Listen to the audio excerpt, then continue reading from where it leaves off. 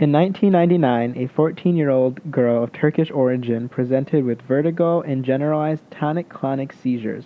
Magnetic resonance imaging (MRI) analyses showed multiple hyperintense lesions in T2 weighted images, bihemispheric periventricular white matter, frontal cortex, left insular cortex, left brainstem.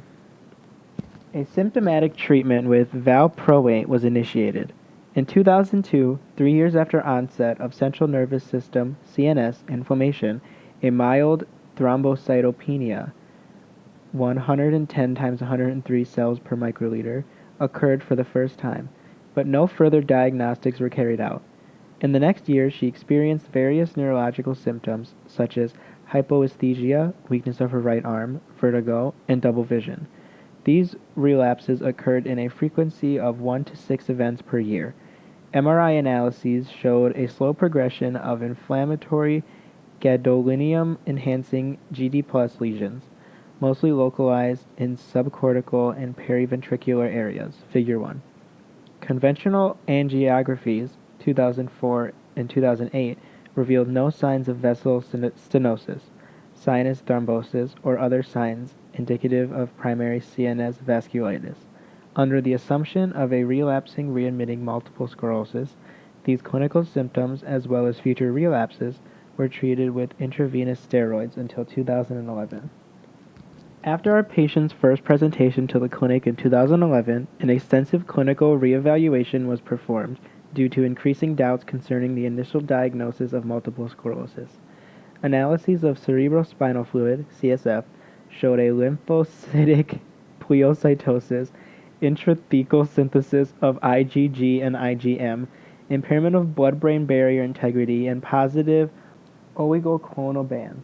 A differential diagnosis, including serological, microbiological, and virological analyses from both her blood and CSF, revealed no signs for a systematic vasculitis, infection, or any underlying specific autoimmune diseases.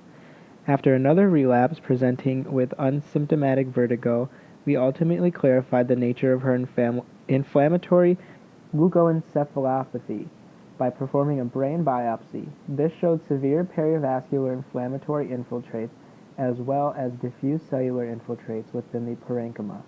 The infiltrates were dominated by small mature CD3 plus T cells and high numbers of CD138 plus plasma cells, whereas only low B cell numbers could be observed.